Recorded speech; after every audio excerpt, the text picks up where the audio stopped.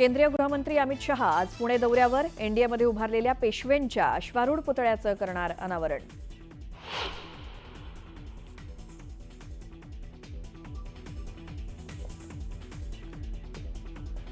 युती झाल्यास दोन्ही पक्षांना फायदाच होईल, न्यूज 18 लोकमतला दिलेल्या मुलाखतीत संजय राऊतांचं मोठं विधान।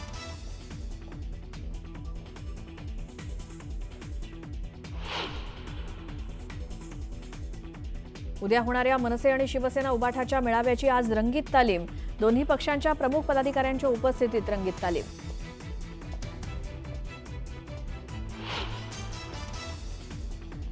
राज्यातील महामंडळ वाटप आज होण्याची शक्यता, मंत्रिमंडळ विस्तारात स्थान न मिळालेल्या आमदारांना मंत्रिपद मिळण्याची शक्यता।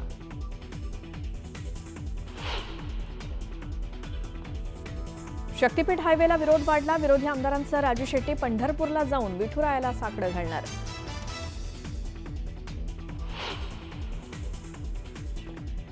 पुण्यातील कोंढवा इथल्या अत्याचार प्रकरणातील आरोपी अद्यापही फरार, 2 संशयितांना घेतलं ताब्यात।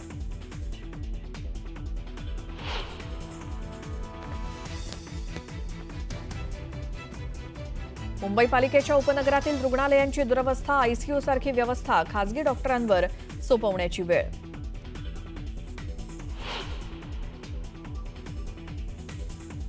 पंतप्रधान मोदी त्रिनिदाद आणि टोबॅगोच्या दौऱ्यावर, विमानतळावरती देण्यात आला गार्ड ऑफ ऑनर, स्वागतासाठी मोठ्या संख्येनं भारतीयांची हजेरी।